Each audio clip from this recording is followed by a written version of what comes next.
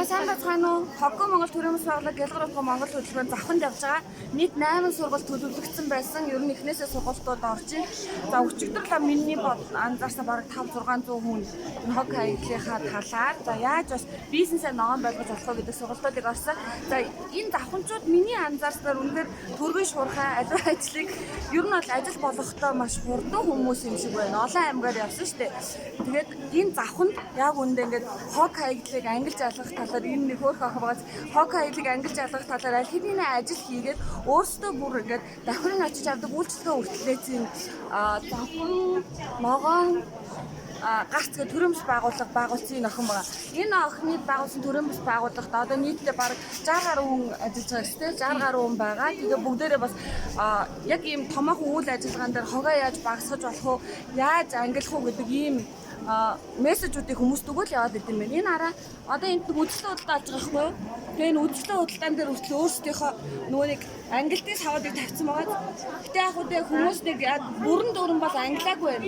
Гэхдээ эн чинь одоо бас эхлэл шүү дээ. Тийм болохоор ингээд хийж эхэлж байгаа. За төрөмс байгууллагын тэргүүн бүжээ. За өнгөрсөн хугацаанд яг юу хийсэн мөлий? Энэ үзлээ худалдаан дээр танайхан бас айгу хөөрхөн санаачлаг гаргасан байсан. Энэ санаачлагын талаар бас яриач.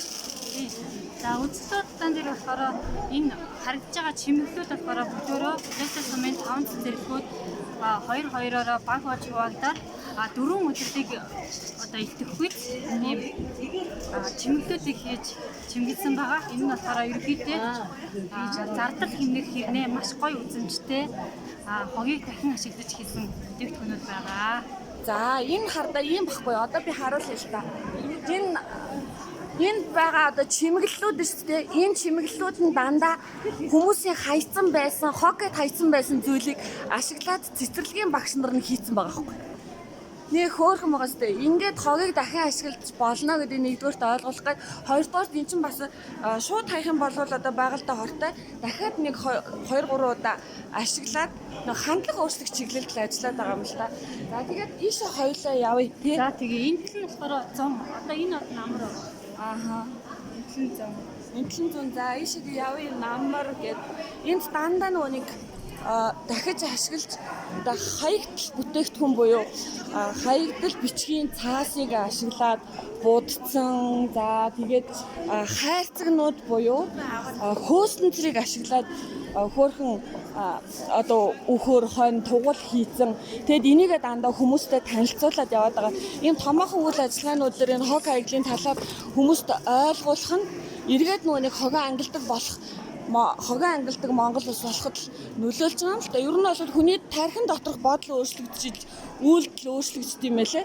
За энэ бас айгүй хөөрхөө. За энэ яадаг вүлээ? Яадаг вүлээ? Янз янзын зэмэр шүү дээ. Янз янзын мөр. За энийг юугаар хийсэн бэлээ? Энэ болохоор нөгөө хөрөгч хөлдөгчний хайрцгаар хийсэн гэж байгаа байхгүй юу? Яа Энэ хөрөг юм. Хөрх юм. Юу хийсэн байшин хийсэн.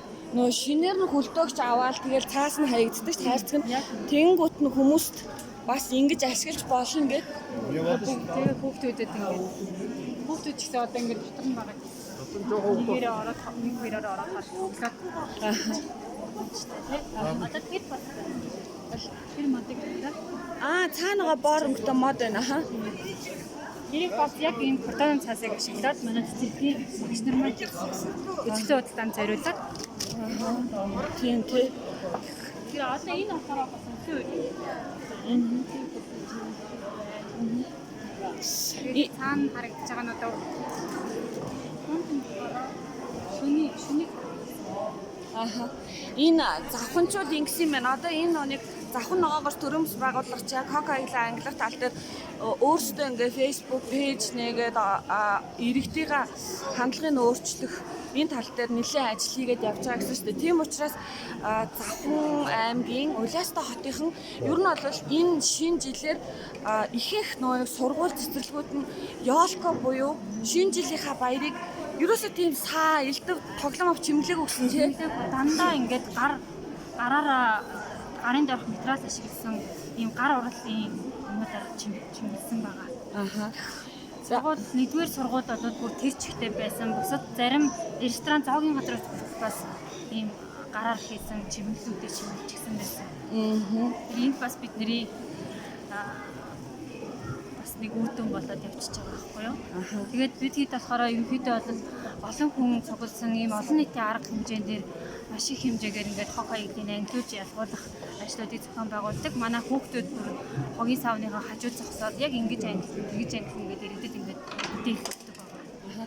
Танах яаж хогийн саваа нэгдүгээр хийсэн бэ? Хоёрдугаарт яаж гадны төслүүдээс жаахан одоо өөрсдөө санхүүж боломж олдоод байна? Яаж тэр хамт ажиллах хүүхдүүдэд бас урамшуулж байгаа вэ? Төслүүдийн хувь дээр болохоор бид нар яг ийм үйл ажиллагаа биднэрт хэрэгтэй байна. Манай хүлээстэд хэрэгтэй байна. Ингээд хийчихэл юм бол хүлээстэй хоггүй болох боломж байна гэдгийг ингээд төсөлдөө оруулаад өчгөр олон улсын байгууллагууд ч юм уу эсвэл аймгийн тамгын газрын захиргаа ч гэдэг юм уу тийм хүмүүс айгүй гоё хүлээж авдаг. Одоо яг нэг үеэ бодох юм бол хандлага өөрчлөгдсөн байна.